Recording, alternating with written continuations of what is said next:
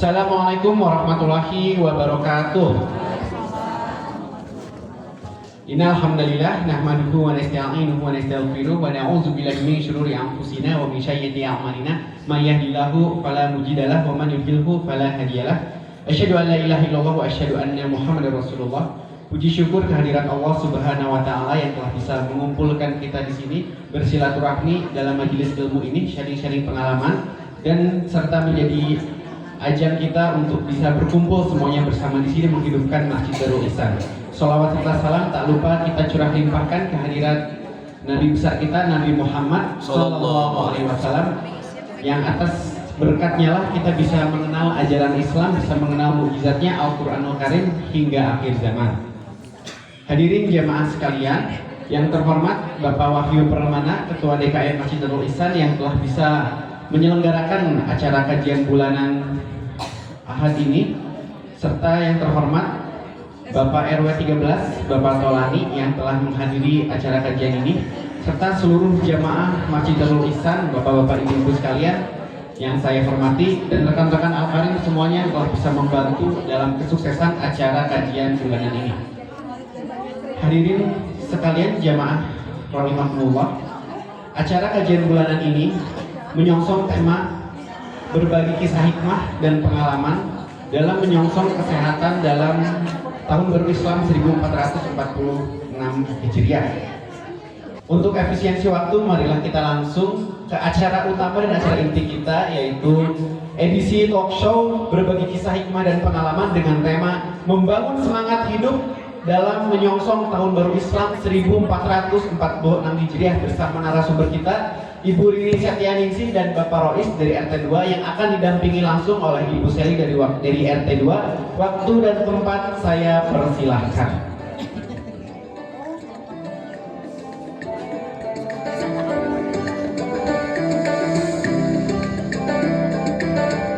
Assalamualaikum warahmatullahi wabarakatuh. Alhamdulillahirrabbilalamin. Puji syukur kehadiran Allah Subhanahu wa ta'ala.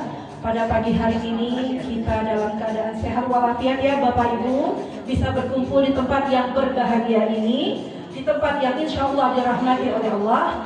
Semoga langkah niat kaki kita semua menuju rumah Allah ini dijadikan catatan amal soleh di yaumil akhir nanti untuk kita semua.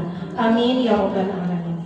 Salawat serta salam kita panjatkan juga kepada Nabi Muhammad Sallallahu Alaihi Wasallam beserta para keluarga, kerabat, sahabat hingga akhir zaman. Baik, Bapak Ibu sekalian yang dirahmati Allah, saya mohon izin ya Bapak Ibu untuk mendampingi narasumber kita pada pagi hari ini. Tanpa mengurangi hormat saya kepada Bapak dan Ibu semua, kami duduk di atas kursi ya Bapak Ibu. Karena memang narasumber kita yang istimewa pagi hari ini agak sulit untuk duduk di bawah ya. Saya mohon izin untuk duduk di atas menemani narasumber. Baik, untuk mempersingkat waktu, kita akan berkenalan dengan narasumber kita, yaitu Ibu Rini Dewi Setyaningsih dengan suami tercinta Bapak Nur Rois. Tak kenal maka tak sayang. Mungkin ada di antara kita yang belum semuanya mengenal Ibu Rini dan Pak Rois, tapi mungkin hanya kenal wajah tapi tidak kenal mungkin nama juga ada yang belum kenal. Baik, kita langsung saja kepada Ibu Rini, kita persilahkan. Assalamualaikum warahmatullahi wabarakatuh. Terima kasih. Pertama-tama saya ucapkan puji syukur kepada Allah Subhanahu wa taala yang telah memberikan nikmat sehat sehingga kita semua bisa berkumpul di Masjid Darul Ihsan ini. Mohon perkenalkan, nama saya Rini Dewi Setyaningsih, tinggal di Blok I nomor 12. Mungkin untuk Bapak Ibu sekalian, kalau untuk suami saya mungkin sudah kenal ya, Pak Rois.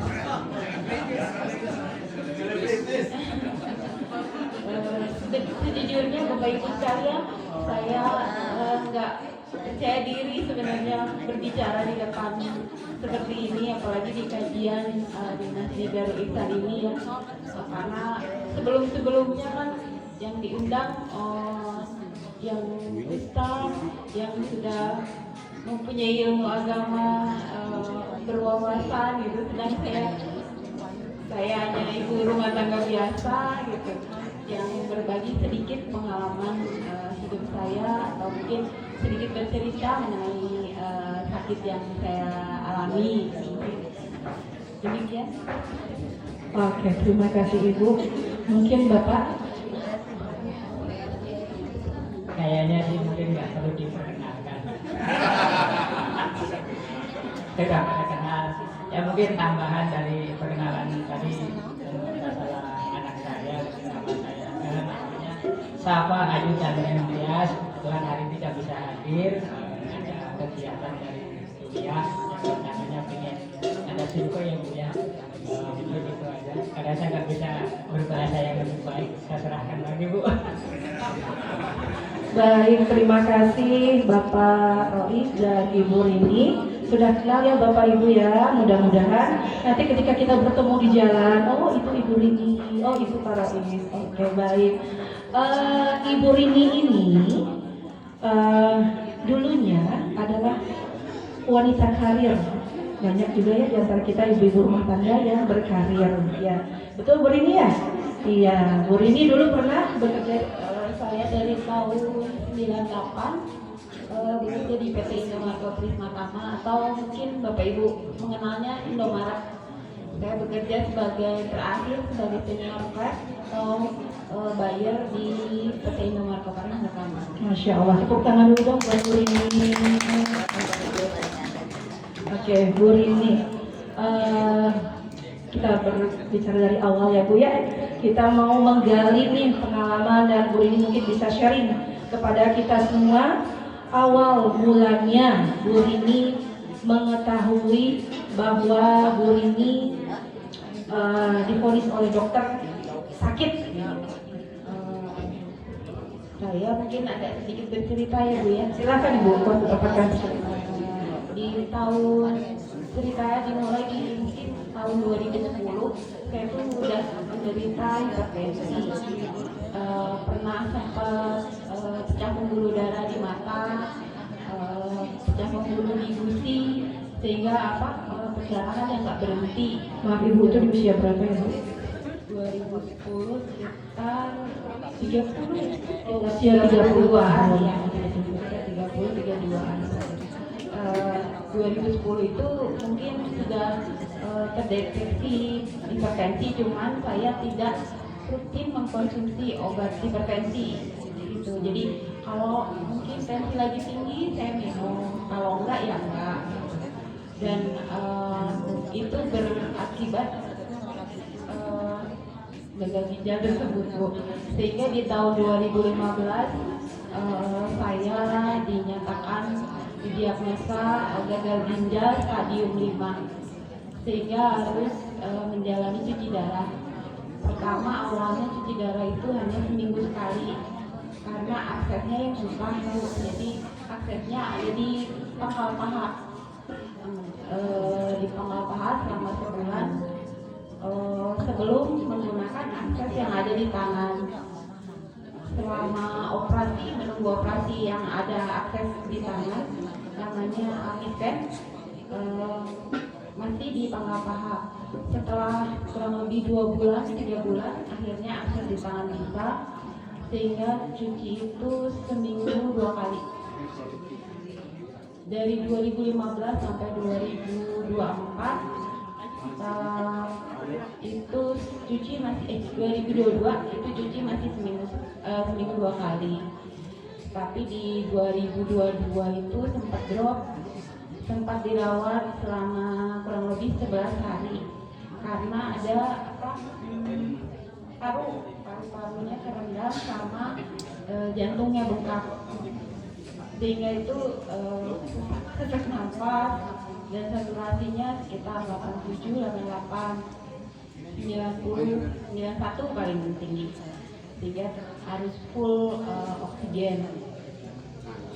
dari 11 hari dirawat, pulang beberapa minggu kemudian akses yang ada di tangan itu macet Bu, jadi harus dibikin akses baru di tangan kiri lagi, harus operasi. Operasi pertama gagal karena pembuluhnya terlalu kecil, terus dijadwal operasi kedua. Sebelum operasi selesai, akses bisa dipakai, saya sempat menggunakan alat yang ada di leher. Jadi dipasang semacam selang sedikit gitu untuk akses cuci darah. Itu kurang lebih selama 2 bulan menunggu operasi tangan selesai. Setelah CDL, maksudnya yang di leher diambil, akses di tangan bisa, ternyata ada akses baru di operasi yang lama. Jadi ada kayak daging tumbuh gitu ya, di bawahnya daging tumbuh itu ada nanah. Jadi mau nggak mau si daging tumbuhnya harus diambil, sehingga dilakukan operasi yang keempat, diambil dagingnya itu.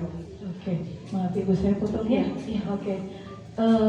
Ibu pertama kali mengetahui divonis dokter gagal ginjal ya itu ya? Iya. Ya itu langsung stadium 5. Subhanallah Bapak Ibu. Dan saya ingin tanya nih, begitu Ibu mendengar bahwa Ibu ini kena gagal ginjal stadium 5 dan diharuskan untuk cuci darah seminggu sekali, apa respon Ibu pertama sekali Bu? Mungkin bisa berbagi ya Bu ya, perasaan Ibu apa gitu. Karena jujur mungkin tidak semua di antara kita ini siap ya Pak ya, langsung tadinya kita beraktivitas dengan aktifnya tanpa ada merasakan sakit atau apa, tiba-tiba Allah kasih ujian. Nah itu kita semua pengen tahu apa reaksi pertama Bu Rini ketika dokter mengatakan seperti itu. Waktu dokter Lili atau dokter spesialis ginjal Santo Yusuf itu datang, itu sekitar jam 10 malam Bu. Beliau mengatakan bahwa ibu kena gagal ginjal dari 1 sampai 6, ibu itu stadium 5. Saya nggak bisa berkata-kata ya Bu, saya cuma antara bingung, blank aja, nggak bisa berpikir gitu. Waktu itu masih bingung antara ini tuh benar atau enggak, gitu ya. Masih ini benar atau enggak gitu. Dan disuruh, Bu, besok hari Senin sudah harus cuci darah gitu. Dan waktu itu antara suami saya, ibu sama bapak nggak ada yang mau tanda tangan persetujuan untuk cuci darah, karena masih pada bingung, aduh kalau cuci darah terus bagaimana gitu ya. Belum sempat terbuka kali Bu ya. Ya. Sehingga akhirnya pada Senin malam akhirnya saya pasrah. Saya berdoa kepada Allah, ya Allah, berilah saya waktu 4 tahun lagi ya Allah. Saya berusaha sebaik mungkin. Kenapa Ibu minta 4 tahun? Begitu. Gimana Pak? Nggak tahu Bu, saya berpikir ini itu aja yang terlintas, karena waktu itu pikirannya karena nggak bisa cuci darah itu udah lah gitu ya. Udah banyak yang bilang udah lo cuci darah udah bakal meninggal apa gitu. Banyak yang kata-kata orang selama ini Bu ya, langsung banyak pikiran Ibu. Jadi udah pikirannya udah macam-macam gitu ya. Akhirnya saya berdoa, ya Allah, saya mohon minta waktu 4 tahun lagi ya Allah. Bu Rini hanya minta 4 tahun ke Allah, tapi sampai hari ini sudah 9 tahun, Masya Allah. Tepuk tangan dong buat Bu Rini Pak, Ibu. Dan pasrah, ya Allah, kalau memang ini cuci darah adalah pengobatan atau jalan yang harus saya jalani, bismillah saya jalani. Begitu tegarnya seorang Ibu Rini ya. Shock pasti ya Bu ya. Iya, pasti. Karena mungkin di awal-awal badan tidak merasa ada keluhan apa-apa ya. Bu? Hanya bengkak di kaki itu selama mungkin hampir 2 minggu lebih. Tapi bengkak di kaki itu enggak kempes tuh. Kan biasanya kalau dari perjalanan bengkak kaki, ya udah besoknya udah gitu. Ini enggak, bengkak di kaki dan sakit dada. Dada itu Oh gitu. Baik, dari sisi Bu Rini yang alhamdulillah tegar. Saya ingin tahu dari sisi Pak Rois sebagai suami.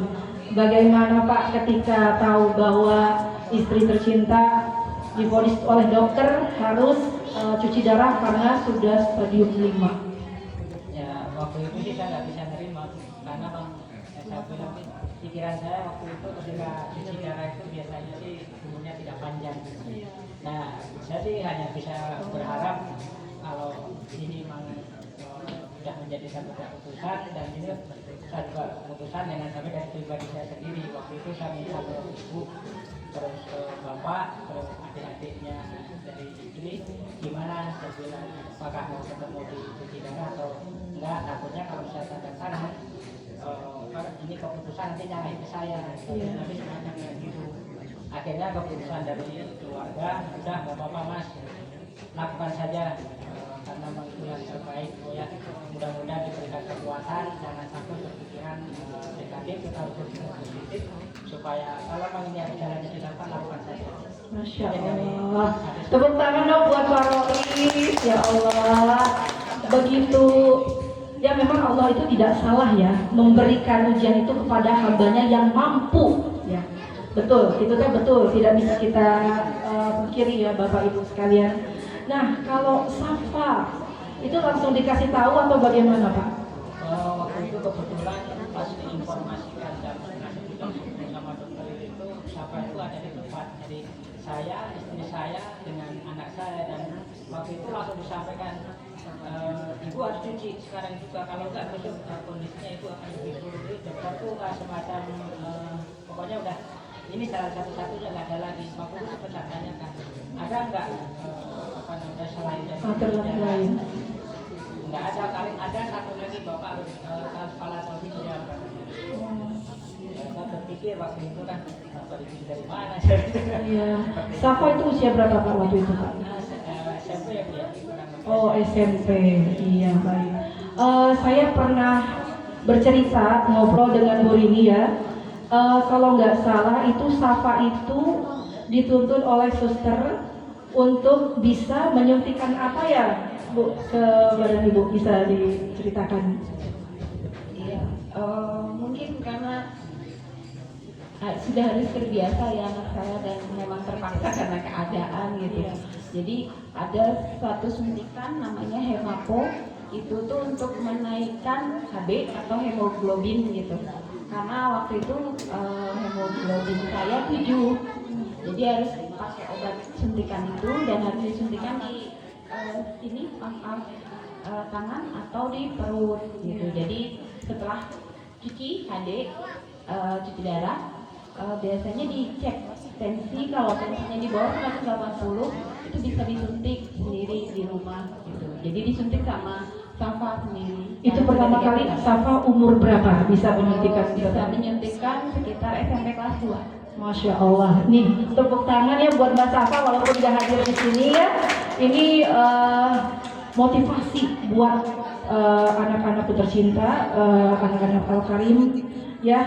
Ketika kita dihadapkan oleh suatu masalah, kita jangan mengeluh ya anak-anakku sekalian ya, karena pasti ada maksud Allah memberikan ujian itu kepada kita. Tapi kenapa Safa? Kenapa tidak Pak Rais gitu loh, maksud saya teh. Kenapa ya Pak? Apa kan? Karena memang tidak semua orang punya keberanian itu ya Pak, mungkin ya Pak. Nggak berani. Oh. Kalau saya sih mungkin kalau sama orang berani kalau berantem. Tapi ketika dikasih untuk lihat jarak itu saya takut sekali Bu. Apalagi waktu pertama kali cuci juga saya nggak masuk ke ruangan. Karena waktu itu saya malah jadi kuat-kuatnya kayak Bu pingsan. Ternyata laki-laki itu nggak semuanya bisa ya Pak ya, kuat untuk melihat ya, itu ya Pak ya. Oke. Baik Ibu, Bapak. saya lihat Bapak Ibu sehari-hari walaupun sudah kondisi begini ya Bu ya, masih tetap saya lihat naik motor. Kita bisa lihat ya Pak, Bapak Ibu di foto masih bisa jalan-jalan gitu ya. Karena mungkin apa ya, hidup terus berjalan ya Bapak Ibu ya. Meskipun kondisi kita terseok-seok apapun bagaimana. Nah, kita ingin tahu apa yang membuat Bapak Ibu sekeluarga bisa semudah itu menganggap oh saya ini normal, saya ini bisa kok kemana-mana walaupun kemana-mana bawa oksigen ya Bu ya. Boleh Bu Rini dan Pak Rois ceritakan gimana menjalani hari-harinya. Begini Bu, saya punya prinsip begini, saya tuh sehat, saya itu nggak apa-apa, hanya mungkin harus seminggu 3 kali absen ke sampai itu Gitu ya. Pola pikirnya Bu ya di rumah ya. Ya, saya masih bisa aktivitas seperti biasa, masih bisa masak, nyuci, jemur, setrika, bahkan terakhir saya masih bekerja kurang lebih 4 tahun kan setelah sakit. Oh, setelah divonis suicidal itu? Ya, Oh, saya masih bekerja gitu, resign di akhir 2018. ini ada foto Bu Rini bersama rekan-rekan kerjanya ya, Bapak Ibu bisa dilihat sambil dilihat Bu Rini menceritakan. Lanjut Ibu. Ya, Masih bekerja. ya masih bekerja, saya masih jalan-jalan, bahkan pernah waktu itu HB atau hemoglobin saya 4 gitu, diajak jalan sama dia. Pak Roy. Dia ngarengan.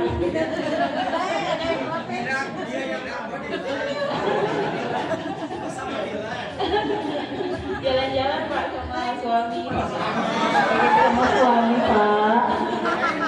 Diajak, maksudnya mungkin mau menghibur istri ya Pak ya. Lanjut Bu Rini. Jadi bawa, walaupun HB 4 bawa oksigen di belakang di mobil gitu. Iya. Ambil ini karena prinsip saya semangat, saya enggak sakit, saya sehat, bismillah gitu. Itu aja sih Bu. Jadi bikin kitanya ini ya kayak orang sehat aja gitu, biasa. Kalau Pak Roif, nah apakah ada toleransi Pak? Kan Ibu Rini kan ibu rumah tangga juga, mungkin dengan kondisinya yang mungkin agak lemah, tidak seperti dulu. Apa Pak Roif mengambil alih semua pekerjaan rumah tangga atau tetap Bu Rini ada berpartisipasi melakukan kerjaan rumah tangga? Kalau saya sih apa ya, tidak harus disuruh, di keluarga itu udah entah anak, entah saya atau istri sendiri, apapun yang bisa dilihat dalam mengerjakan saja. Kebetulan kalau anak mungkin ada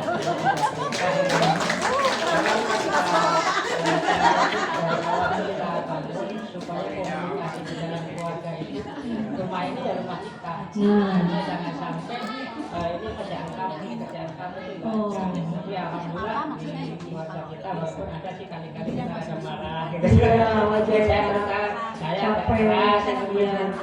Alhamdulillah kami bisa hidup dalam keluarga komunikasinya. Oke, komunikasi dan menjalankan peran masing-masing tanpa disuruh ya Pak ya. Tepuk tangan dong buat keluarga Pak Roy dan Bu Rini. Oke, baik, selanjutnya Bapak Ibu, Safa kan sekarang sedang menuntut ilmu di salah satu universitas ya di Bandung ya Bapak Ibu ya. Oke, saya lihat Safa sering menemani Bu Rini naik motor gitu ya.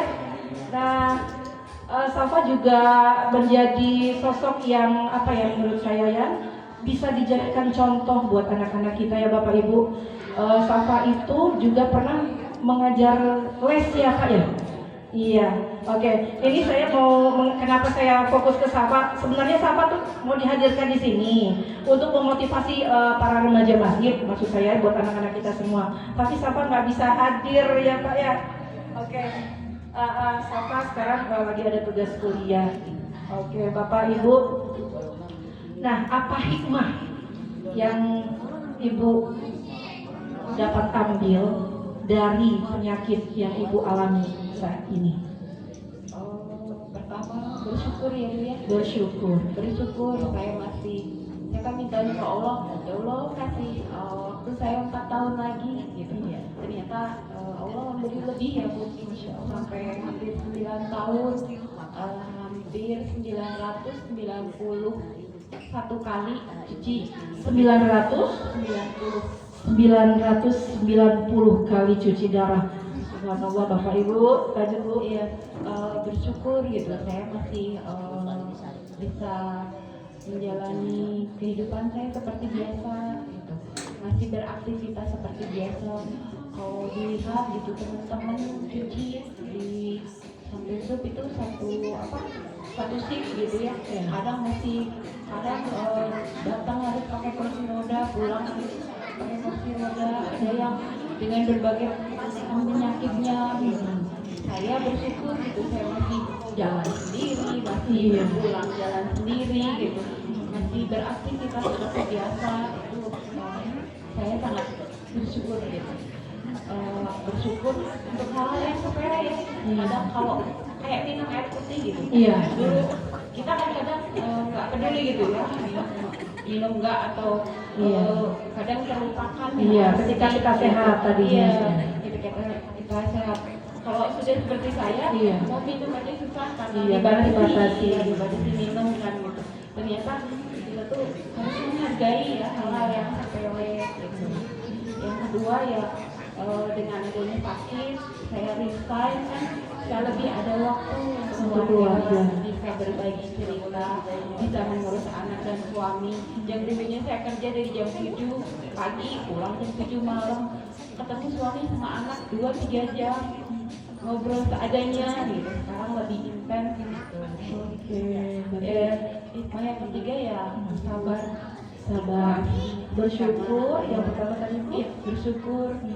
Terus saya kedua ada waktu untuk keluarga lebih banyak. Yang ketiga anak suami. Yang ketiga sabar, ikhlas. Ya semua memang sudah takdir Allah ya Bu ya. Kita tinggal menjalani. Tepuk tangan yang meriah buat Bu Rafiq Nuri. Oke, sekarang Pak Raif. Nah, apa hikmahnya Pak diamanahi oleh Allah Ibu Rini dengan kondisi seperti saat ini? Hikmah bagi saya sih mungkin selama ini kan saya juga mengalami hal yang sama seperti istri di setengah ya kerjalah seperti di perusahaan seperti itu. Waktu itu juga sama, kesibukan kita tidak bisa untuk hanya untuk mencari materi semata. Ternyata waktu itu sempat saya nganggur kurang lebih sekitar 4 tahun. Ya saya ambil hikmahnya dari nganggur itu, ternyata saya harus mengurus keluarga. Tetap ada hikmahnya di situ Pak ya, walaupun sudah berhenti bekerja ya Pak ya. Nah salah satunya waktu itu di pengangguran itu ya sebenarnya saya berpikir karena apa yang mungkin yang saya lakukan misalnya hanya nyuci piring, nyuci baju, nyapu, ngepel seperti yang dilakukan oleh ya ibu rumah tangga. Maka saya mungkin nggak pernah ngurus istri, anak mungkin seperti itu. Ada yang lakukan hal itu. Seiring berjalan yang saya tahu bahwa ternyata ini bentuk kebutuhan buat diri saya pribadi. Selama ini mungkin saya tidak bisa berbagi kasih sayang kepada anak atau istri. Ternyata diberikan salah satu bentuk kasih sayang itu. Ketika saya sudah mulai bekerja dan mengambil hal-hal yang kecil dalam kehidupan sehari-hari, salah satu bentuk kasih sayangnya harus dari kebetulan waktu itu nggak lama dari saya udah ada aktivitas itu istri aku sakit. Nah ternyata saya harus berbagi kasih sayang lebih. Akhirnya saya menganggap untuk anak saya atau istri saya itu ya seperti badan saya sendiri. Berpikirnya seperti itu. Jadi bagaimanapun itu kalau saya bilang baik buat saya ya baik buat istri saya ya anak saya. Tapi buruk buat anak saya, buat istri saya, buat anak saya, itulah keluarga saya. Jadi yang saya bangun adalah supaya kita sama-sama membangun keluarga ini menjadi keluarga yang lebih baik ke depannya. Karena apapun bentuknya itu adalah saya dan keluarga. Tidak boleh ada anak saya, istri saya, atau saya pribadi. Mungkin itu yang hikmah yang saya ambil ketika ya salah satunya untuk kasih sayang yang harus sama keluarga ini dengan kebaikan. Tepuk tangan buat Pak Raif. Ya, kalau saya dan mungkin sebagian dari jamaah di sini mungkin bisa melihat apa yang dialami oleh keluarga Bu Rini dan Pak Rois itu adalah bentuk kasih sayang Allah kali ya Bu ya, Ya, karena mungkin di antara kita juga semua yang bapak ibu bekerja di luar, bukan hanya ibu rumah tangga. Waktu kita habis belasan jam untuk bekerja di luar, kadang lupa untuk keluarga. Nah, tapi cara Allah beda-beda kali ya Pak ya. Mungkin di keluarganya Bu Rini diberikan kasih sayang dalam bentuk seperti ini, sehingga yang ada di keluarga itu makin rekat ya Pak ya. Kasih sayang semakin besar, toleransi semakin tinggi, begitu ya Pak ya Bapak. Nah, Bu Rini juga tidak merasa saya tidak perlu dikasihani mungkin ya Bu ya. Nah, itu memang poin-poin yang harus juga kita miliki mumpung kita semua masih diberikan kesehatan oleh Allah ya Bapak Ibu ya. Oke, tak terasa waktu sudah setengah jam kita mendengarkan cerita. Pasti nih di antara Bapak dan Ibu punya pertanyaan-pertanyaan yang ingin dijawab oleh Ibu Rini. Mangga saya buka dari mulai bapak-bapak dulu. Ini bisa juga buat anak-anak remaja ya. Ada yang mau bertanya silahkan. Kita buka sesi tanya jawab. Pak Ruslan mau ibu-ibu dulu. Ya Ibu, silakan perkenalkan namanya dan pertanyaannya. Dan diajukannya kepada siapa Bu Rini atau Pak Hafiz? Oke. Assalamualaikum warahmatullahi wabarakatuh. Ya, nama saya Yuli. Saya mungkin penghuni baru di komplek ini, 1 bulan saya di sini. Ibu Rini, semoga ibu selalu sehat dalam lindungan Allah Subhanahu wa Ta'ala. Mendengar cerita ibu Rini, ada beberapa mungkin tidak share. Ada beberapa pertanyaan yang terlintas dalam benak saya. Karena beberapa dari kawan saya juga mengalami sama dengan Bu Rini, di antaranya keluarganya juga ada. Nah, pertanyaannya adalah, Ibu mungkin pernah mendengar metode CAPD? Iya. Oke. Nah, dengan cuci darah, Ibu kan pasti makan terbatas. Iya. Minum juga terbatas. Betul. Nah, dengan CAPD, Ibu mungkin jadi hanya diberikan satu alat di dalam perut kan, Iya. operasi kecil. Iya. Nggak ada selang, dan ibu hanya mengganti cairan sendiri di rumah. Ya, jadi tidak perlu cuci darah, tapi ibu sehari mungkin 4 atau 5 kali mengganti cairan di atas keluar, bawah keluar gitu ya. Jadi balance. Nah, di situ nanti ibu akan bebas makan, minum saja, tidak dibatasi lagi. Nah, pertanyaan saya, apakah ibu tidak terlintas untuk menggunakan metode CAPD? Karena CAPD saat ini mungkin si cairannya sudah BPJS, tidak bisa. Itu paling ibu hanya, saya kurang tahu kalau untuk operasinya apakah diklaim oleh BPJS atau belum. Pada saat itu ada keluarga saya itu tidak diklaim, semua cairan juga beli sendiri, jadi memang perlu biaya yang sangat mahal. Tapi sekarang sih diklaim BPJS bisa. Nah, apakah tidak terlintas untuk ibu mengikuti metode ini? Sebelumnya terima kasih Ibu ya pertanyaannya. Begini Bu, sebelum cuci awal itu hanya diberikan 2 opsi ya, antara cangkok ginjal atau cuci secara konvensional tadi.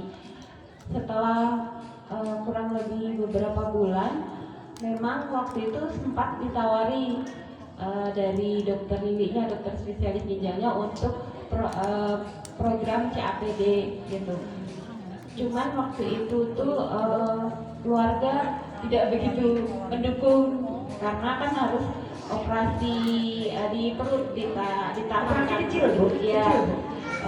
Ya, dan bapak atau ibu udahlah pakai cuci biasa, karena waktu itu ada suster yang bilang, Bu itu kadang kalau CAPD pun kadang harus dicuci manual, maksudnya konvensional, cuci biasa begitu. Makanya saya nggak pakai CAPD gitu Bu, jadi pakai yang konvensional biasa. Setelah beberapa tahun juga karena kondisi jantungnya nggak bagus gitu, makanya kata ibu udahlah diteruskan cuci biasa begitu Bu. Iya Bu. Jadi di keluarga saya ada satu dengan program metode CAPD. tapi dia tidak pernah mengalami lagi manual, tidak bisa. Itu kan juga salah bilang seperti itu. Karena kalau sudah CAPD itu sudah tidak usah lagi cuci darah, kan sudah nggak perlu lagi karena kan cairan sudah diganti sendiri, kena mencuci sendiri Bu ya. Nah, jadi saya rasa kalau metode CAPD saat ini itu lebih apa namanya lebih praktis dibanding cuci darah selain transplantasi. Nah, jadi sebetulnya untuk kasus-kasus gagal ginjal, kalau ini nggak usah takut, nggak usah takut operasi. Dan kenapa? Makanya kecil, operasi kecil yang dimasukkan di perut sedikit ke alat.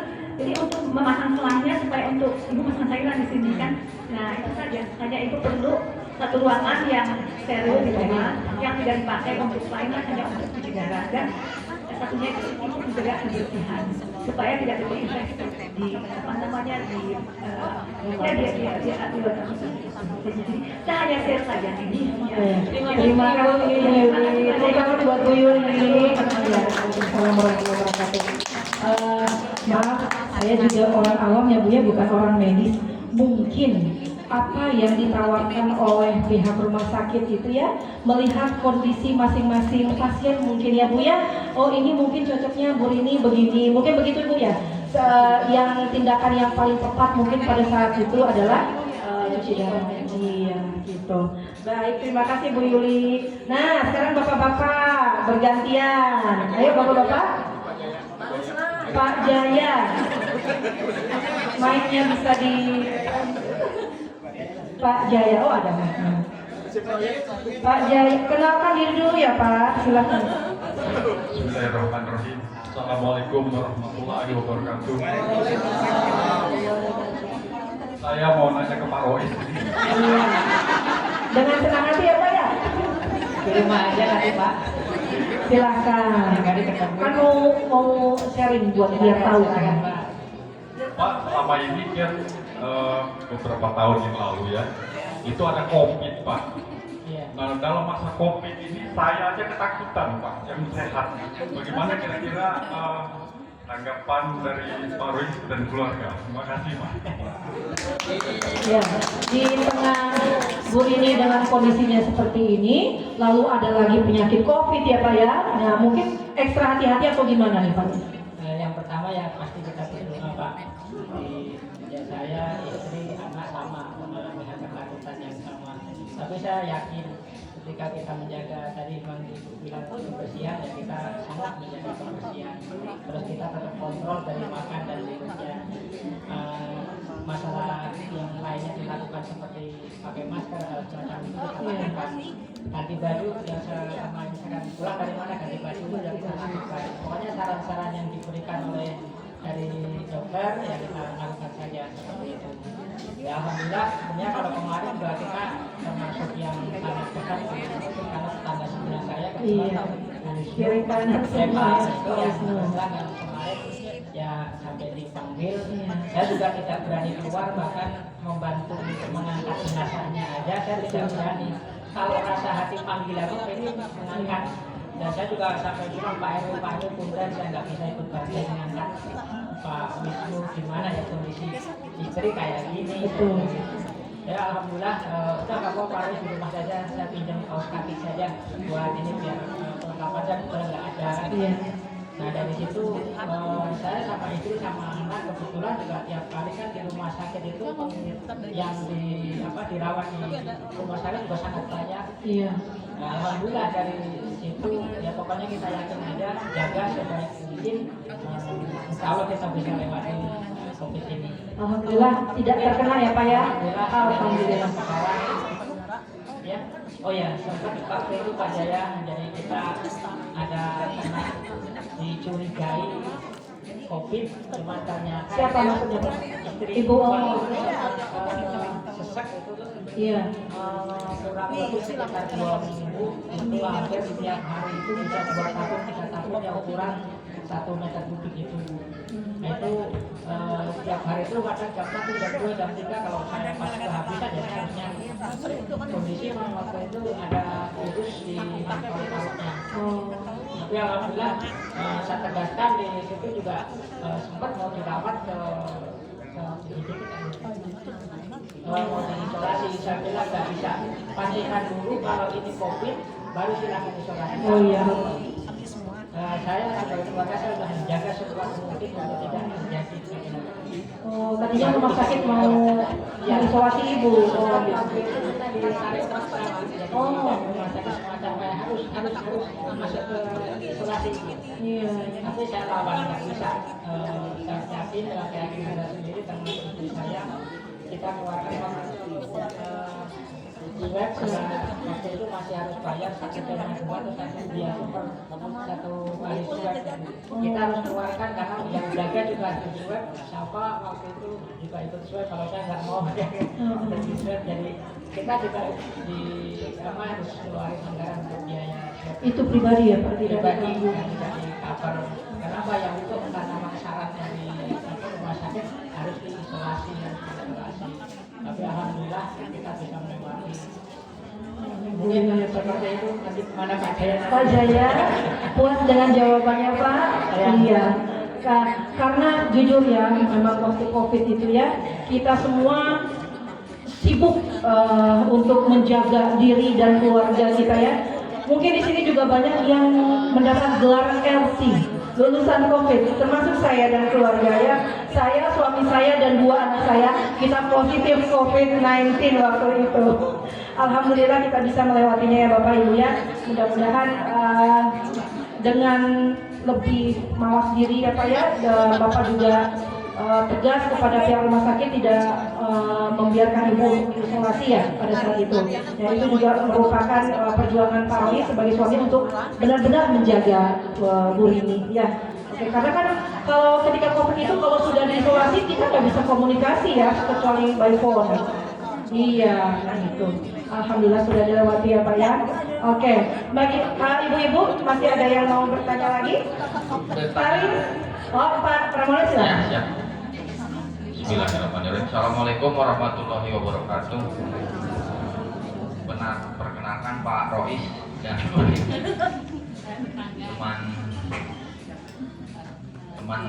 teman dari zaman now zaman dulu ya Pak Rois. Guru besar. Mau bertanya Pak Rois sama Bu Rini, boleh Pak Rois atau Bu Rini? Kan kalau setiap manusia itu pasti ada keinginan ya Bu ya Pak ya. Nah pertanyaannya apa keinginan Ibu Rini gitu kan ya, pasti nanti ada itunya dengan doa ya.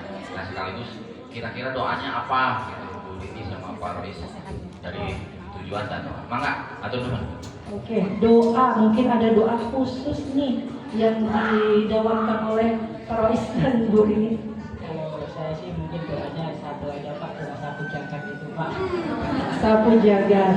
Rabbana atina fid dunya hasanah wa fil akhirati hasanah wa qina adzabannar.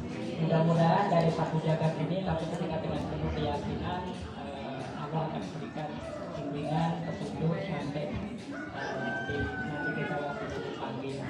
Kalau untuk yang tadi barusan apa Pak? Satu lagi pertanyaan. Ada keinginan.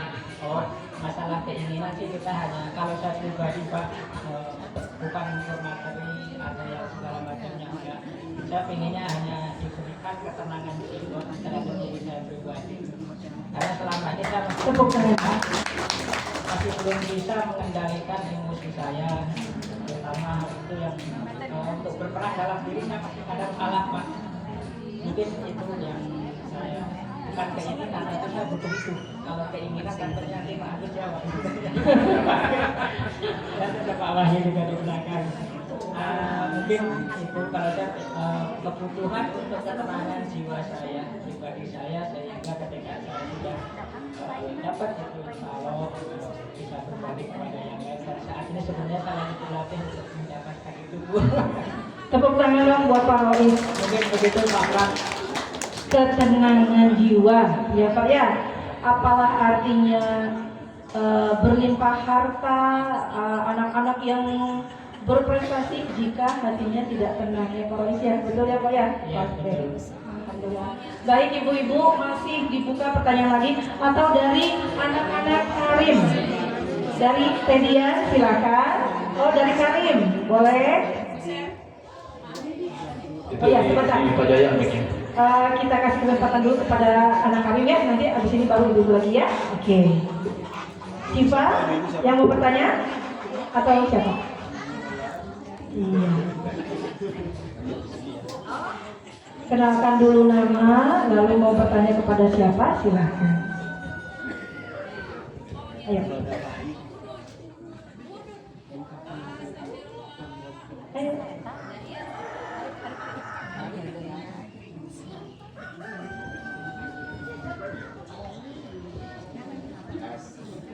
Ya boleh, Siva.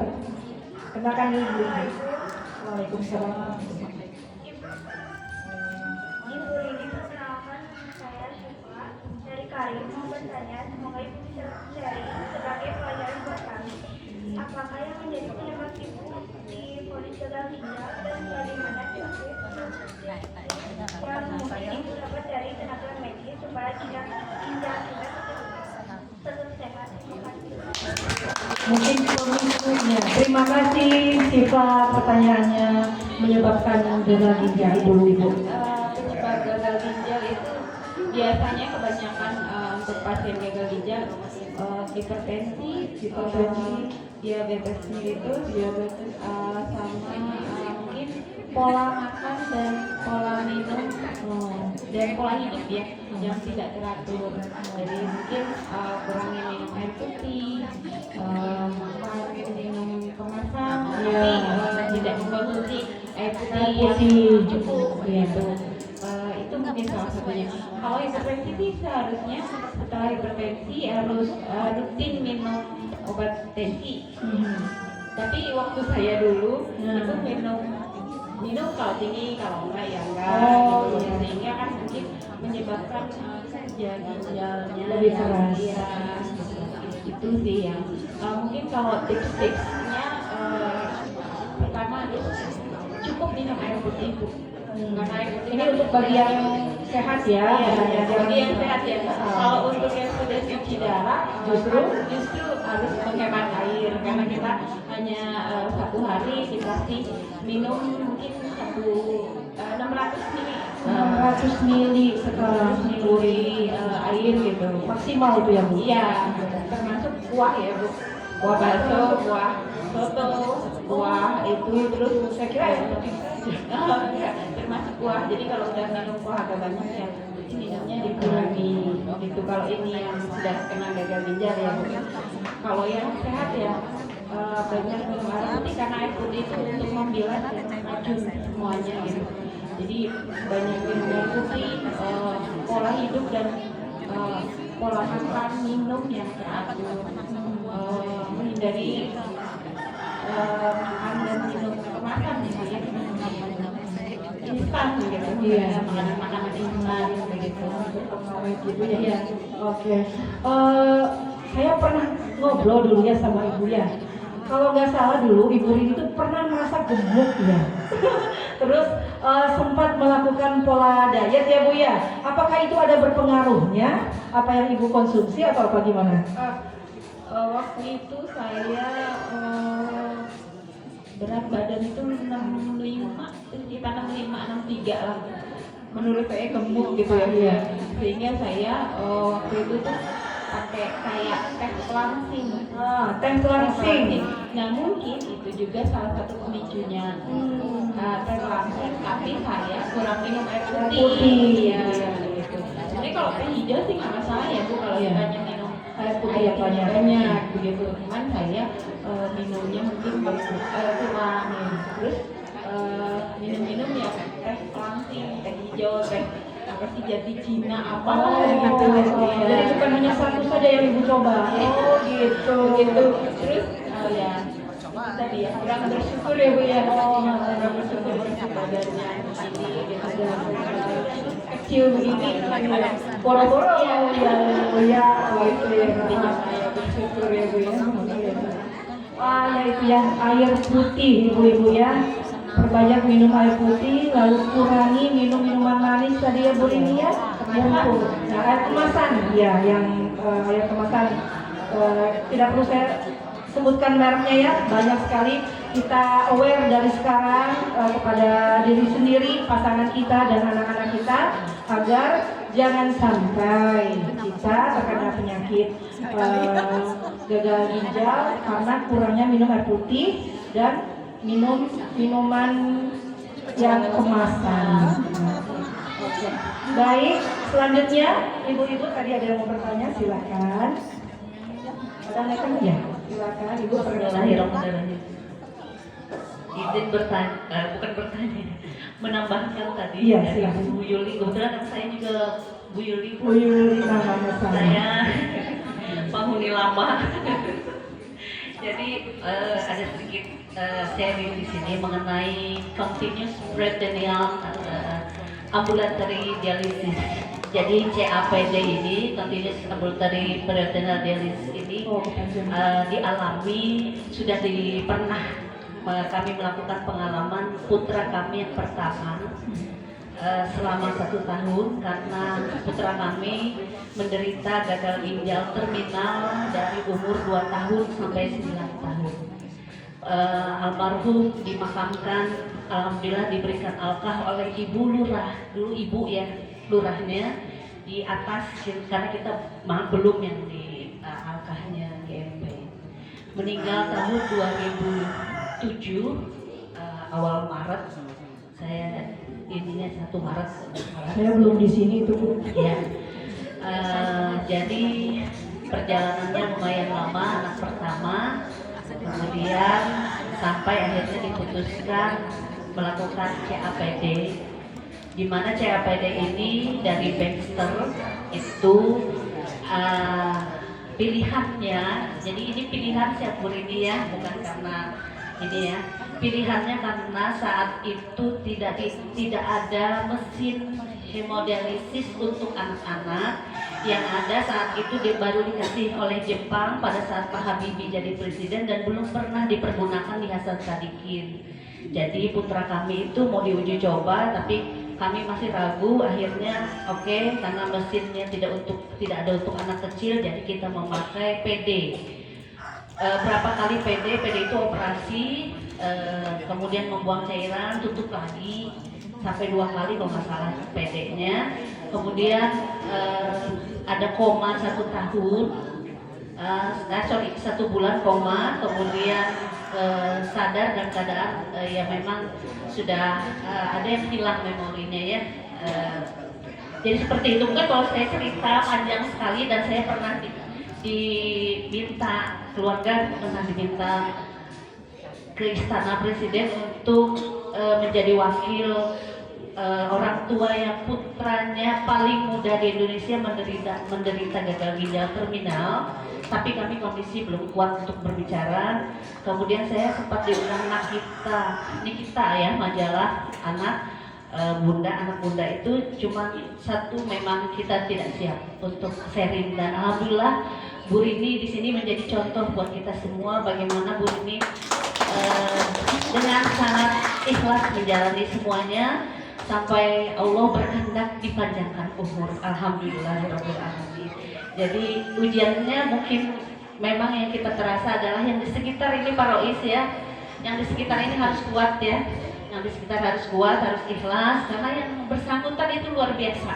Ikhlasnya untuk mendapatkan apa yang disebut dengan rizki sehat ya, untuk menjalani kehidupan dan anak yang solehah tentunya. Dan kembali lagi ke tentang CAPD ini, CAPD itu pilihan saat itu karena kalau dia operasi terus memang sakit, bolak operasi PD. Akhirnya diputuskan dengan menanamkan selang di perut, dan wafat pun memang harus tertanam ya, karena sulit untuk dibuka.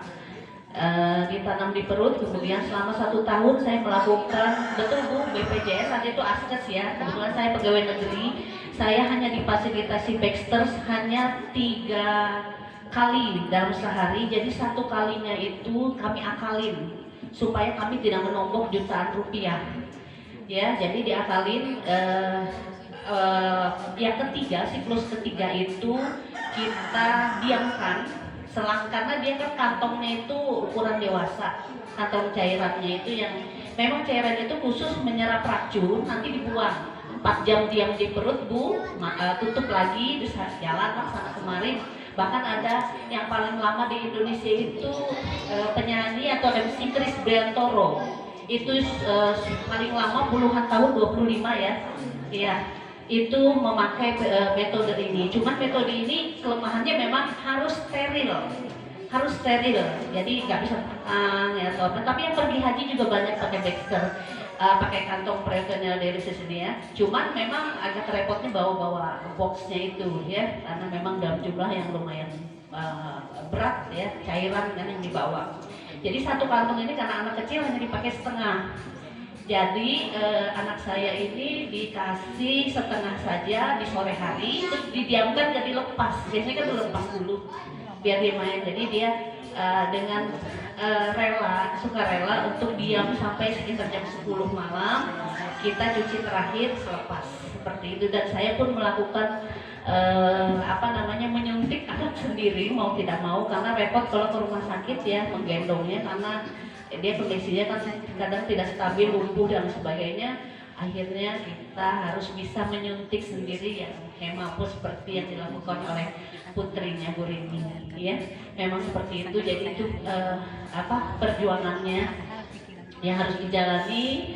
Dan kalau memang Bu Rini menjalankan dengan metode manual, dan itu merasa lebih nyaman.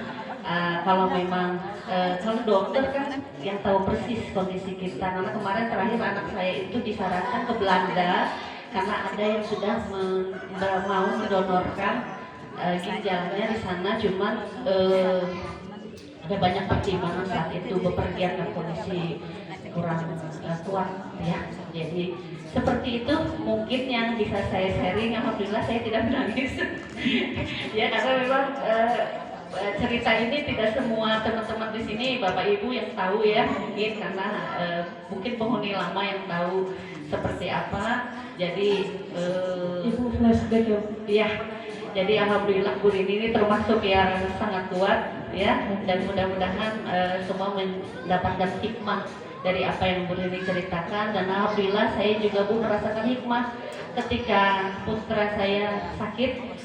Saya dan suami sama sekali tidak pernah sakit, sehat kami, luar biasa sehat, kuat, dan kami benar-benar menjalaninya dengan ikhlas ya, ikhlas ridho ya. Karena bagaimanapun anak kan titipan, cuma tetap saja ada hal-hal yang memang kita tidak bisa pungkiri, kenangan-kenangan sebelumnya maupun apa yang kita inginkan yang tidak tercapai itu pasti ada sedih ya, seperti itu. Cuman mudah-mudahan tidak berlama-lama ya. Dan itu putra saya yang pertama, putri saya ketiga tidak bertahan 5 bulan setelah abangnya meninggal. Bulan Maret, bulan Juni saya keguguran, dan 1 makam di atas sana dibolehkan oleh Bu Lurah. Alhamdulillah Bu Lurahnya sudah wafat, mudah-mudahan menjadi amal jariah beliau ya. Kemudian 2007 itu luar biasa ujian kami, termasuk apa yang ada dialami oleh suami saya. Tapi alhamdulillah sekarang kita menjalaninya insya Allah dengan ikhlas dan ridho, dan semoga semua dalam keberkahan, termasuk juga Bu Rini sehat ya Bu Rini. Terima kasih. Waalaikumsalam warahmatullahi wabarakatuh. Kita kasih tepuk tangan juga buat Bu Yuli dan Pak Okto ya, karena mungkin lebih dulu ya Bu ya, melewati apa yang pernah dialami Bu Rini saat ini. Baik, masih adakah lagi? Saya buka 2 pertanyaan lagi. Ada? Boleh, silakan.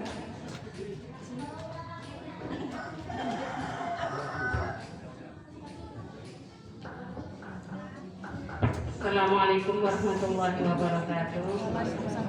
Ya, terima kasih Bu Rini atas kehadirannya. Insya Allah sudah pada kenal bersama saya ya. Benar sekali Pak Rois tadi ya. Hanya satu doanya, yaitu minta ketenangan. Jika hati kita tenang, apapun yang itu sudah menjadi, jadi nggak panik kan ya, insya Allah sudah merasa ini Allah mentakdirkan gitu ya, jadi tidak merasa yang aneh atau gimana. Mungkin orang lain melihatnya ini kok gini banget sih gitu ya, tapi insya Allah karena meminta atau berdoa meminta hati tenang ya insya Allah tenangkan, segalanya dimudahkan. Amin ya rabbal alamin.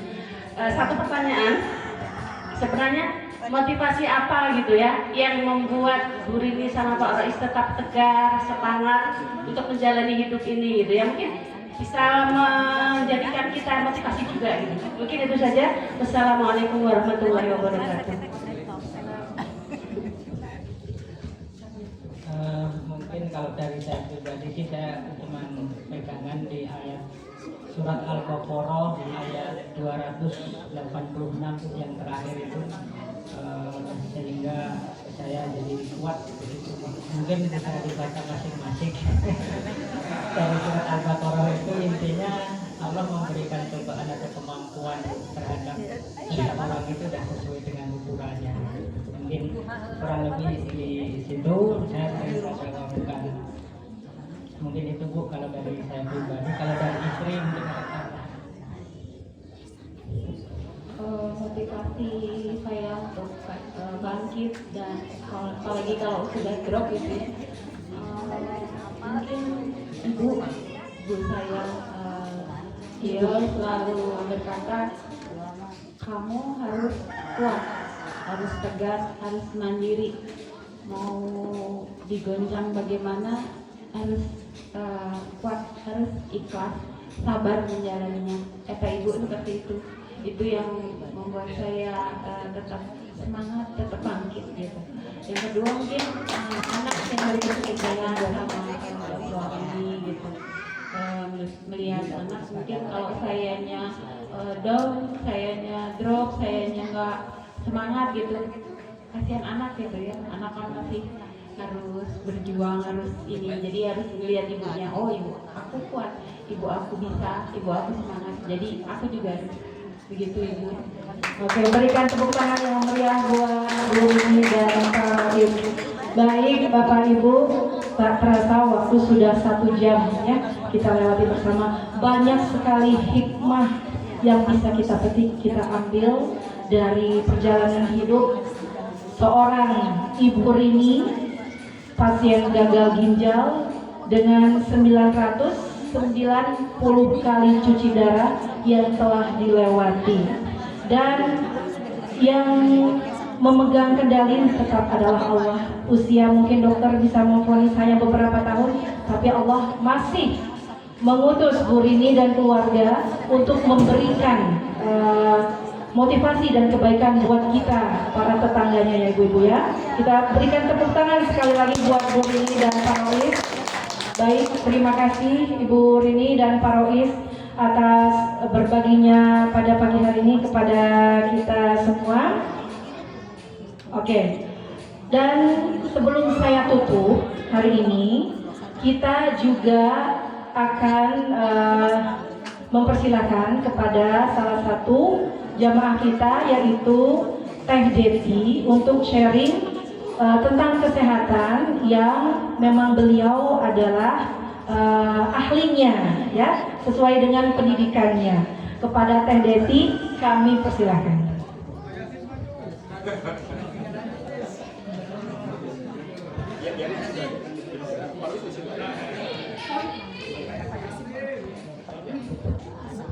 Assalamualaikum warahmatullahi wabarakatuh. Disclaimer dulu ya bapak-bapak, ibu-ibu, masih belum ahli, masih belajar, tapi mungkin udah belajar duluan daripada bapak-bapak dan ibu-ibu sekalian. Oke.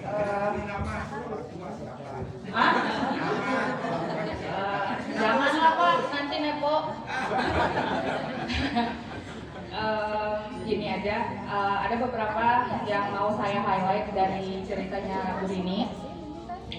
Jadi first of all, gini, penyakit apapun yang kita alami, Bapak dan Ibu semua, sampai saat ini riset sejauh manapun belum bisa mengkalkulasi atau mengkomputasi tubuh manusia. Jadi ceritanya Bu Rini itu hanya berlaku pada Bu Rini, belum tentu berlaku pada pasien lain meskipun sama-sama gagal ginjal. Yang saya mau emphasizing di sini atau yang saya mau tekankan di sini, kita sebagai orang yang insya Allah tidak mengalami kasus seperti Bu Rini, bisa menjaganya dengan memperbanyak konsumsi air putih. Mau air mineral boleh, mau air demineral boleh. Iya, jadi bedanya air mineral dan demineral itu adalah ini sedikit pengetahuan ya Bapak-bapak Ibu-ibu. Jadi kalau air mineral itu dia air yang mengandung trace mineral atau mineral-mineral dalam jumlah yang sangat kecil. Tapi kita sangat butuh. Tapi biasanya kalau kita sudah seperti Bu Rini itu tidak boleh mengkonsumsi air mineral, harus air demineral. Contohnya, maaf bukan endorse, tapi ini hanya contoh saja, Amidis. Amidis itu adalah air tidak mengandung mineral. Sedangkan kayak seperti yang di sini, botolnya kita semua udah tahu, ya ini adalah contoh air bermineral. Ya itu contohnya. Terus satu lagi, ini pengetahuan yang basic buat bapak-bapak, ibu-ibu, apalagi yang suka ngopi, tolong konsumsi.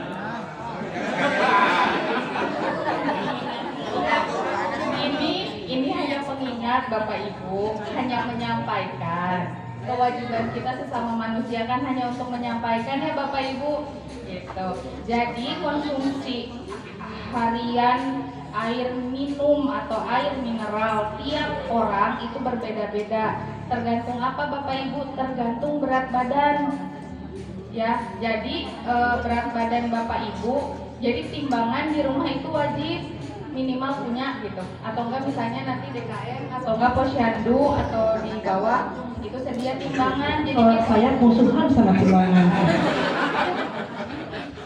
Harus punya ternyata ya untuk mengontrol ya Teh ya. Betul, karena konsumsi air minum kita itu tergantung berat badan kita Bapak Ibu. Jadi jangan disamakan 2 liter itu hanya mempermudah.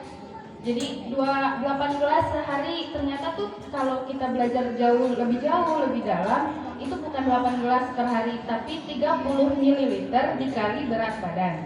Contoh, bapak-bapak itu 70 kilo misalnya ya. Bapak yang mana?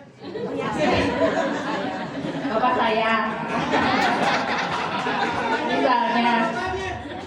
Jadi saya 70 kilo. Nah, 70 kilo itu dikali 30 ml yang hasilnya adalah 2100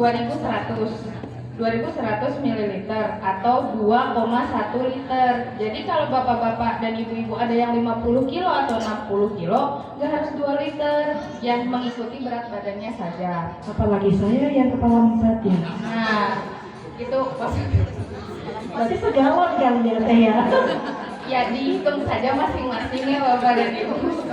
Gitu. Jadi terus gimana Teh pembagiannya? Misalnya saya nggak biasa minum air putih, justru itu pembiasaan itu memang yang paling berat. Istiqomah itu yang paling berat, bukan hanya masalah ibadah, masalah kebiasaan kita juga gitu. Terus gimana sih ngebagi waktu minumnya? Sekarang kan banyaknya Bapak Ibu botol-botol di online shop yang besar-besar gitu. Ya bisa menggunakan itu misalnya dimulainya kalau kita tidak puasa itu dari bangun tidur sampai maghrib. Jadi setelah maghrib atau setelah isya itu tidak dianjurkan tidak terlalu banyak minum gitu. Jadi dibagi aja misalnya ibu dan bapak butuh 2 liter terus beli botol yang 1 liter, ya gimana caranya diusahakan harus habis 4 misalnya ya. Betul. Kalau gelas kan males gelas, tapi kalau botol kan kita lebih praktis ya, lebih terhitung juga. Iya, lebih terukur gitu. Tapi pipis-pipis terus misalnya nanti setelah minum banyak, justru itu jadi ginjalnya bekerja Bapak Ibu. Bagus gitu ya Teh. Betul. Nah, dengan mengkonsumsi air putih ternyata tidak hanya membantu ginjal kita, tapi juga membantu mengencerkan darah. Mana mungkin darah kita akan kental kalau misalnya minumnya banyak gitu. Kekentalan darah itu bisa nantinya lebih lanjutnya ke hipertensi, ke jantung gitu Bapak Ibu. Dengan hal sesepele minum air putih kita sesuai dengan kebutuhan kita, itu bisa mencegah banyak hal gitu. Gitu. Mau airnya apa saja boleh gitu. Kalau dari saya begitu Bapak Ibu. Kalau kopi, ini ya Bapak, kopi yang berbahaya dari kopi itu adalah gulanya dan kopi kental. Jadi yang berbahaya itu adalah kopi manis 1 gelas pagi-pagi, 1 gelas sebelum duhur, 1 gelas pas asar. Nah, Ayah Bapak ya? enggak, ayah saya udah lama nggak ngopi.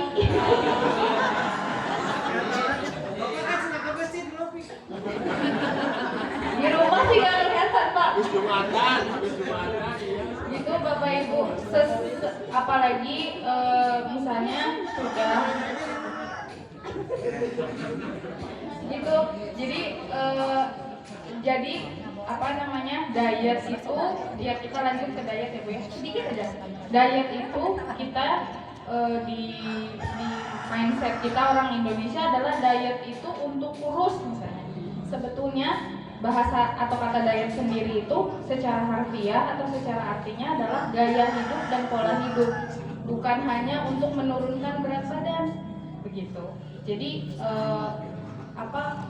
satu step atau satu langkah dari yang bisa kita maknai hari ini yaitu saja yang mudah mengkonsumsi air putih atau air mineral sesuai dengan kebutuhan. Menambahkan dengan yang ibu air kemasan yang manis-manis itu tuh yang berbahaya, yaitu balik lagi gulanya Pak, kita nggak pernah tahu, kita ngerasanya cuma 1 botol padahal gulanya sangat amat banyak. Begitu saja tambahan dari saya. Ya, terima kasih. Oke, tepuk tangan buat Teh Devi atas sharing-nya buat kita semua ya. Semoga kita bisa mempraktekkan minum air putih yang banyak ya. Oke, sebelum saya tutup hari ini, terakhir mungkin dari Bu Rini dan Pak Rois ada pesan buat baik itu buat rekan-rekan seperjuangan Bu Rini yang pasien HD dan baik buat kami yang tanda kutip sehat ini. Silakan Bu Rini. Terakhir Bapak Ibu sekalian, kami sekeluarga mengucapkan banyak-banyak terima kasih.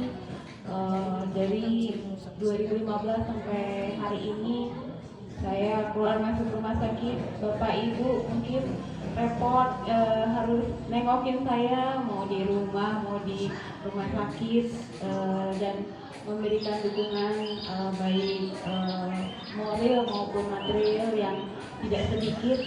Saya sekeluarga mengucapkan banyak-banyak terima kasih untuk Bapak Ibu GMP semuanya.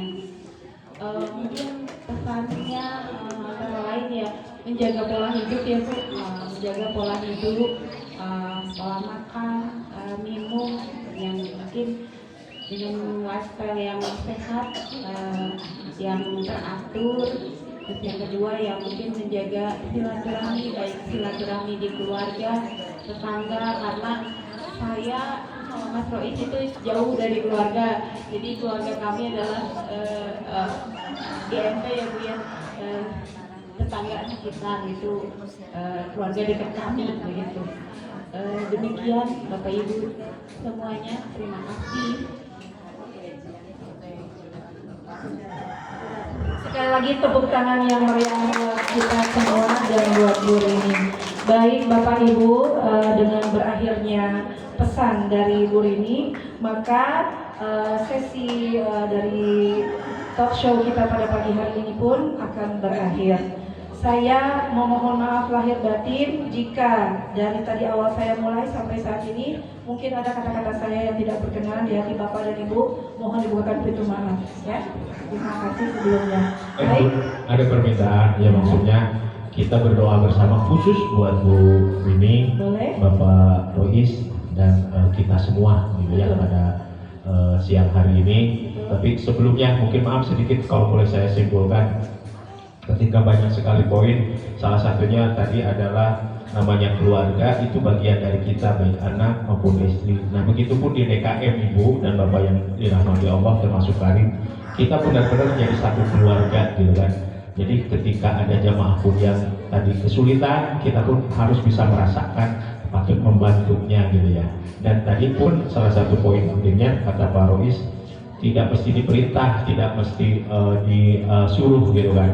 Jadi dia bertugas berfungsi sesuai dengan perannya masing-masing. Artinya bahwa ketika di DKM pun ada bidangnya masing-masing, saya artinya nggak akan merintah ataupun nyuruh karena memang sudah punya bagiannya masing-masing. Nah ini yang ingin kita jalankan. Dan kemudian di momentum Hijriah ini ya, ketika Allah berfirman, A'udzubillahi minasyaitonirrajim, Bismillahirrahmanirrahim. Summa inna rabbaka lil ladzina hajaru min ba'di ma futinu summa jahadu wa sabbaru inna rabbaka min ba'diha laghafurur rahim. Kemudian sesungguhnya Tuhanmu pelindung bagi orang-orang yang berhijrah sesudah menderita cobaan. Jadi bukan hanya peringatan di tahun baru Hijriah ini, tapi kita mau benar-benar berhijrah dari pola yang nggak baik, tanpa terstruktur, tanpa tersistem. Mudah-mudahan tadi pola makannya, pola hidupnya, pola minumnya kita berhijrah, kita perbaiki. Karena makna hijrah itu bukan hanya sekedar pindah, tapi ketika kata hajaro, ya hajaro itu juga artinya adalah meninggalkan, memutuskan kebiasaan-kebiasaan buruk. Dan saya pun merasakan tidak ada lagi di masjid ngomongin orang, mudah-mudahan baik ibu-ibu maupun bapak-bapak, kekurangan, kesalahan, tapi kita bicara tentang kebaikan dan manfaat program kerja, yaitu mudah-mudahan benar-benar kita canangkan hijrah kita. Jadi terima kasih, kita doakan khususnya kepada keluarga besar Ibu Rini, dan terima kasih tadi pun ini yang diharapkan DKE Ibu Yuli ya, ada Ibu Yuli yang pertama, ada juga Ibu Yuli istrinya Agim ya tadi juga. Bapak maksudnya. Ya jadi terima kasih sekali lagi, interaksi seperti ini yang dibutuhkan, satu sama saling berbagi, dan khususnya Mbak Deti di sini. Dia Master Engineering ini artinya biomedical engineering ya, bidang kesehatan. Makanya beda bahasanya tadi kayak was lah, high blood gitu. Saya juga nggak ngerti. Nah ini penting bagi kita semua untuk penyegaran, untuk penambahan inspirasi kita semua. Tunjukkan hati kita khusus buat Bu Rini dan kita semua disatukan dalam keimanan, disatukan dalam kebaikan. Kita sama doakan. Dan kelancaran khususnya Mbak Safa, begitupun Bu Rini tadi tidak mudah, Bu Oktober menyampaikan untuk berbagi pun tidak mudah ya, agak saatnya nggak bisa, tapi beliau bisa. Saya pun khawatir takut saat undang juga, Bu kuat nggak, Bu sehat nggak? Tapi alhamdulillah kita Bismillah karena Allah saja. Al-Hadiniyah, Al-Fatihah. Alhamdulillah. Iya karena Allah ya.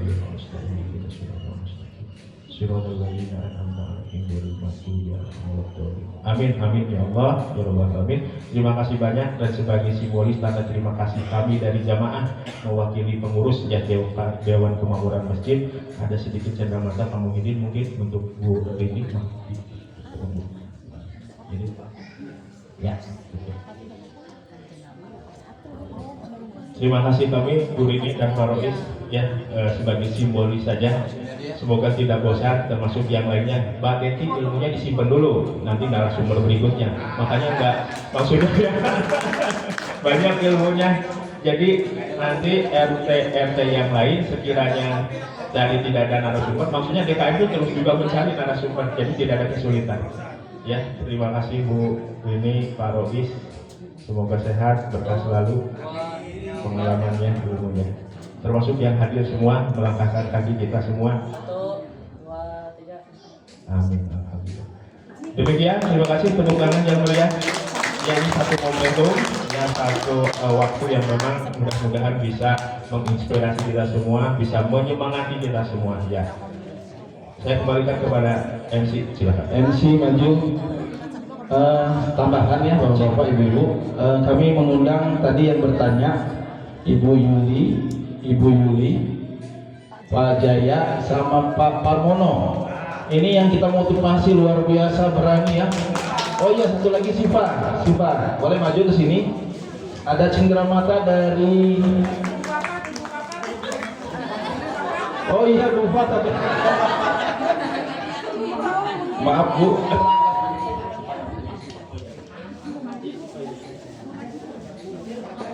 Ya, boleh. Pak Jaya kalau nggak maju di cancel nih. Boleh nanti kita foto bareng ya, narasumber, MC dan juga narasumber pembicara.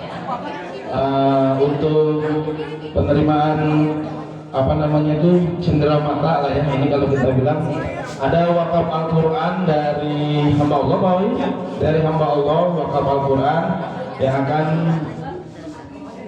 waktu digantikan sama Pak Tum atau simbolis boleh lah, siapa digantikan ya. Ibu Yuli boleh Bu.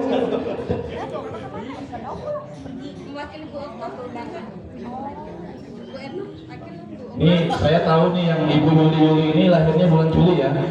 Hari ini bulan Juli sebenarnya, jadi ini memang sudah qadarullah kali ya. Ini bulan Juli, kita momentum kegiatan bulan Juli. Yang bertanya Juli semua ini, tapi Pak Jaya bulan Juli bukan lahirnya? Oh April. Pak Jaya sama Pak Pramono nggak bulan Juli ya. Boleh di sini Bu, boleh Bu berdiri di depan sini biar sekalian bareng aja Pak Wahyu, boleh untuk penyerahan cenderamata. Ini maksudnya memotivasi nanti besok kalau ada kajian lagi nanya, jadi ada dari iya, Haji yang mau Haji. Mana Haji? Oh iya. Foto dulu ya, foto dulu ya. Nanti dikasih foto lagi ya. Ya apa dulu ya, bebas atau ya formal ke formal. Ya, 1, 2, 3. Dah. Udah? Oke, tunggu sebentar nih. Sama enggak simbolnya kasih ini. Kalau belum jadi cukup nyusul ya. Insya Allah ke depannya Bu, kalau sudah itunya. Ya.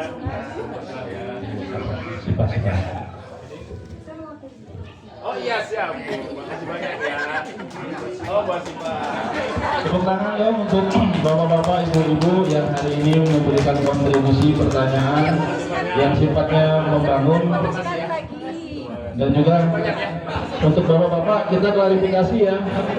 Tadi itu kata Teh Deti, yang salah bukan kopinya, yang salah gulanya. Jadi nggak apa-apa ngopi besok ya. Tapi nggak pakai gula. Ya. Belum.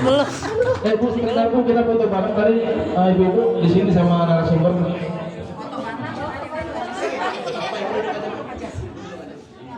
Di sini bukan. Di sini Bu. Ibu nggak apa-apa, Bu Sandi tetap duduk aja. Nah, di sini. Pak Wahyu.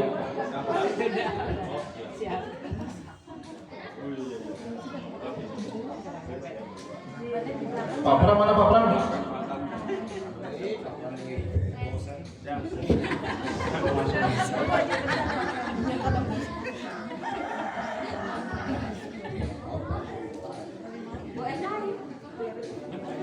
Asal laporan sama Bu Okto. 1, 2, 3. Ya, 2, 1, 2, 3. Tumbuh berkembang bersama. Terima kasih banyak.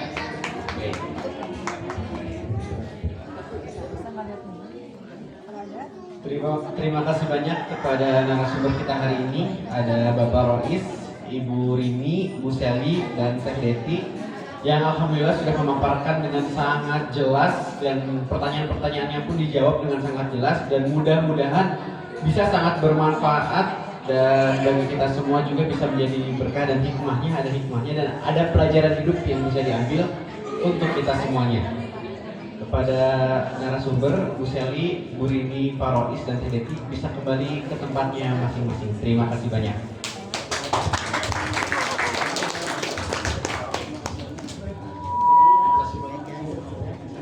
Sebelum ditutup, para jamaah sekalian, kami dari Al-Karim akan sedikit launching program baru. Kepada Faiz, bisa ditayangkan videonya?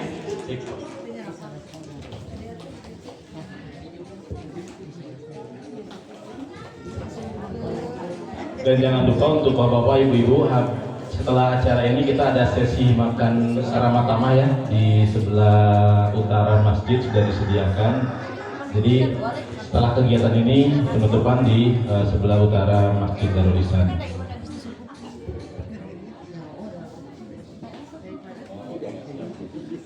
Ya, kembali lagi kami informasikan di enter di sebelah kanan kami ada kegiatan dari Al-Karim.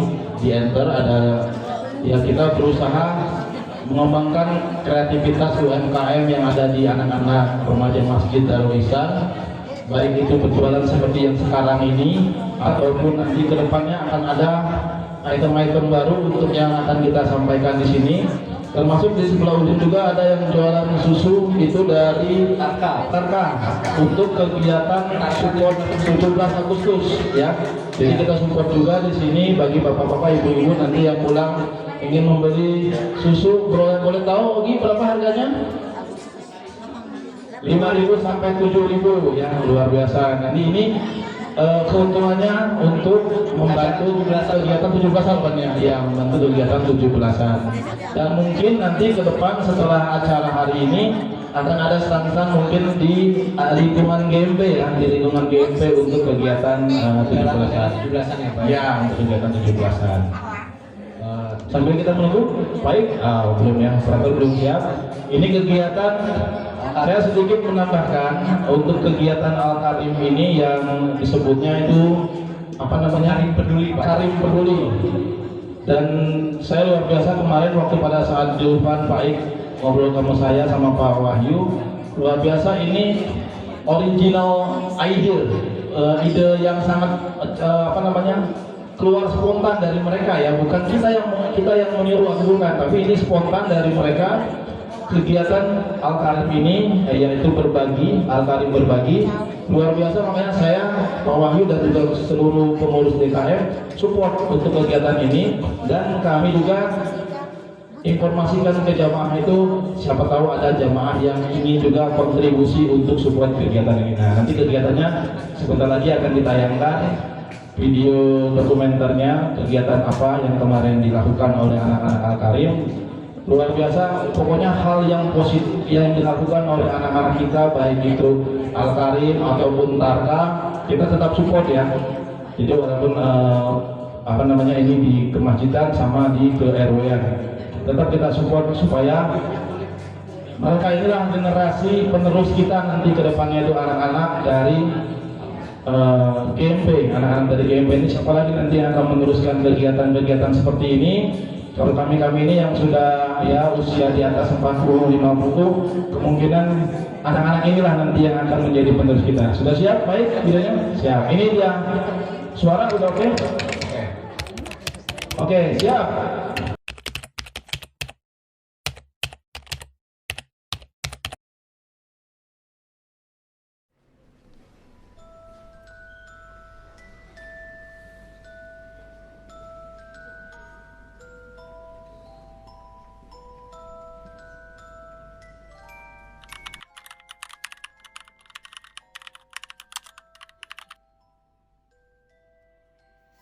Jadi program ini adalah kami dari Al-Karim membuat program Karim Peduli yang mana kita mewadahi masyarakat yang ingin berdonasi namun tidak memiliki kesempatan untuk melakukannya, dan kami akan mengakomodir seluruhnya, dan kami setiap selesai kegiatan pun akan membuat LPJ pertanggungjawabannya, dan semuanya akan transparan dalam kegiatan Karim Peduli yang mana kita semua berbagi kepada masyarakat yang membutuhkan di jalanan baik pun di masyarakat sekitar.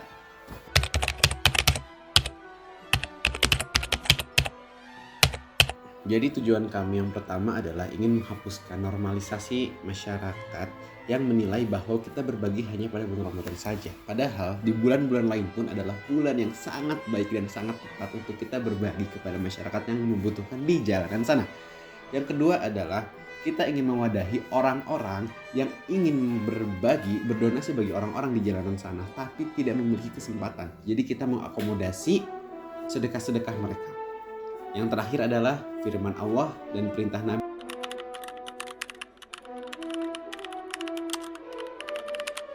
Dalam target kita, program dalam target kita ini yang pertama yaitu kita membagikan kepada orang yang membutuhkan di jalan, seperti supir angkot, ojol, terus ada juga pemulung, terus ada juga orang-orang yang biasa tinggal di pinggir jalan. Yang kedua juga kita nanti berikutnya akan berbagi kepada orang yang telah beres sholat Jumat. Setiap hari Jumat. Kami dari tim Karim Peduli siap menerima materi apapun dari Anda semua masyarakat di sekitar untuk kami akomodir dan kami donasikan, kami berbagi di jalanan. Kami mengucapkan terima kasih banyak. Jazakumullah khairan katsiran. Dadah.